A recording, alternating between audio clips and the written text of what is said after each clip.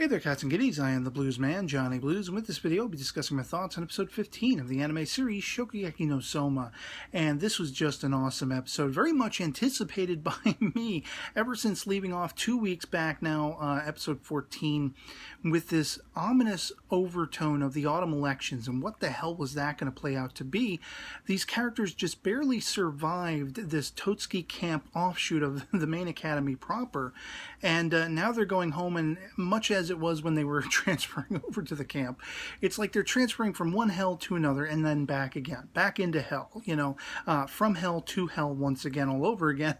And it's just like madcap. You know, as they're going to leave this camp scenario, of course, Soma ends up missing the bus because he forgot his bandana, armband, whatever you want to call it. And so does Arina. Arina has something she left behind that she has to go get. So they both effectively missed their buses, and I thought it was interesting as they're going to leave, you have like Dojima and all of the rest of the alumnus, they're actually, you know, letting it be known that this was also partially a recruiting thing where if you had the prowess and you had the skills, you might not even need to finish the academy. You could actually be hired or hired out of the academy if you decide to follow through and finish it and everything like that. And a couple characters are going right after Megumi, Soma as well, and I think it's interesting that you find out Shinomiya has finally found his calling. He's going to return to France and reopen his restaurant.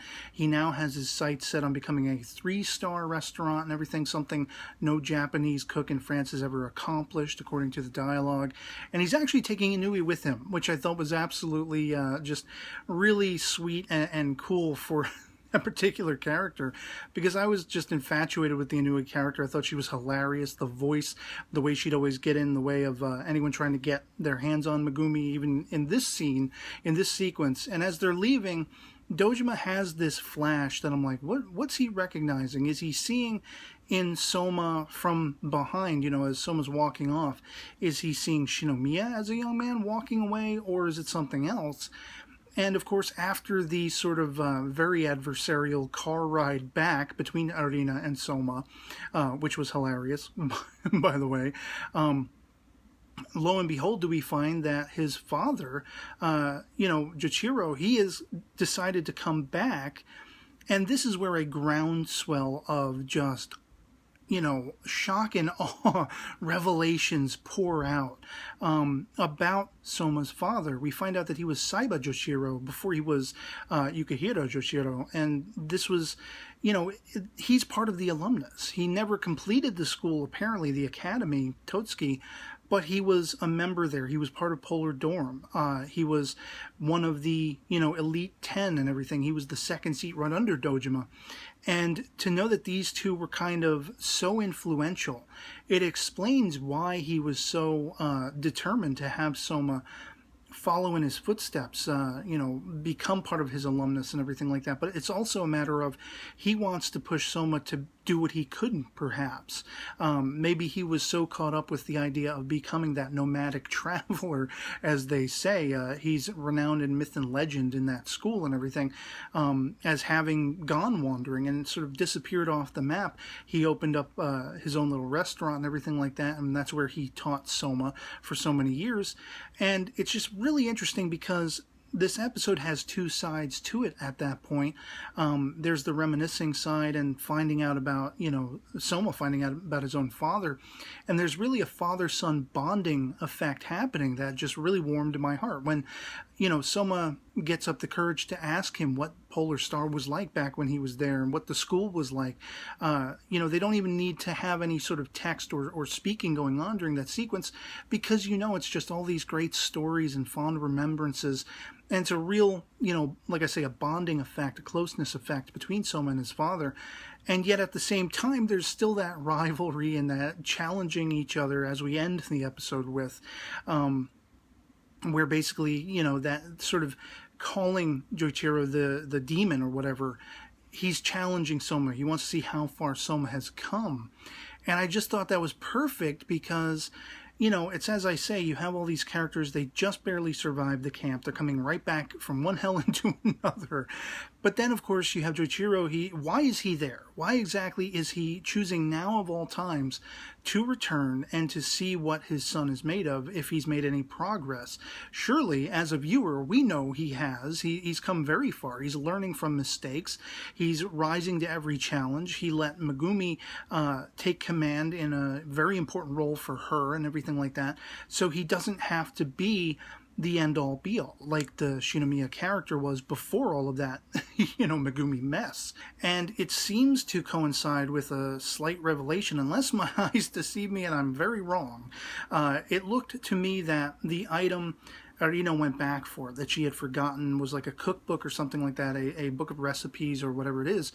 But that's not what she was actually after. She was actually after a photo that, at least to me, appeared to be her as a child standing next to a slightly younger Joichiro. And so, is this somebody she's infatuated with? Is this somebody she's aspiring toward to be like? Are they brother and sister, Soma and Arina? Is this her father? I don't know exactly what the hell's going on with this, because I think it's her grandfather who, early on in the series, we saw as the current head of Totsuki and everything, the godfather of the culinary academy, so to speak. And I don't remember if we actually saw any of her parentage or not. We might have in a flashback, but I don't think we actually ever saw. So I'm leaning toward that maybe this is somebody who had taught Arina in her early years, or she had encountered and was just so enamored with the skills and abilities Joichiro had. And based on everyone else, including Soma not knowing his own father's history, but everyone else not knowing that they were related, that this, myth and legend on, feet, basically this walking myth and legend that is Joichiro Saiba, nobody actually picked up on the fact that, he was Yukihira Joichiro, the father of Soma. And so I have to wonder what's going to happen when Arina finds that out, if and when she does.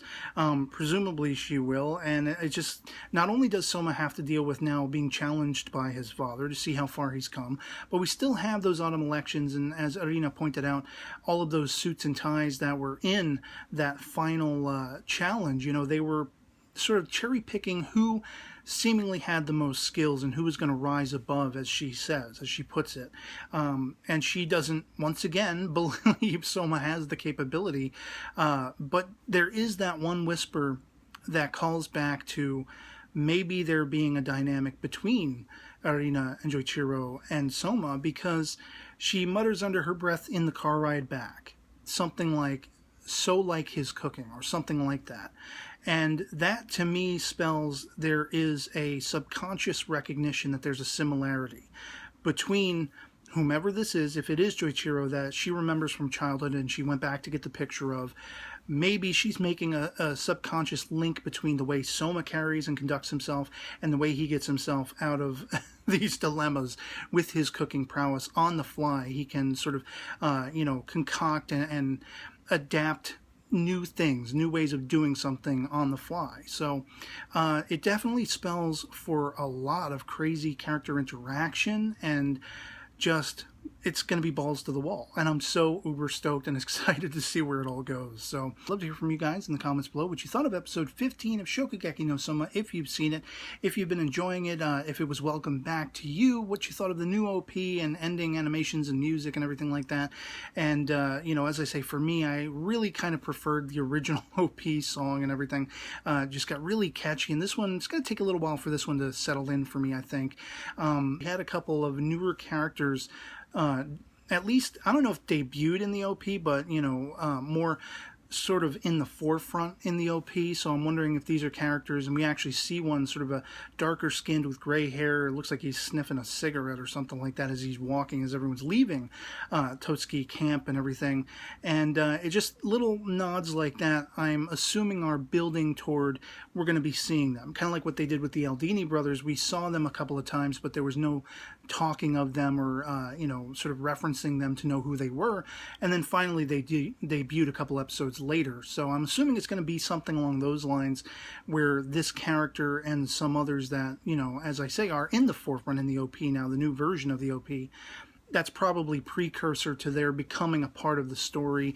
And if you're familiar with the source material, which I am largely not, please post no spoilers. But let me know what you think of the continuing adaptation of this from manga to anime, and if it's still going with the flow or not, if you're enjoying it.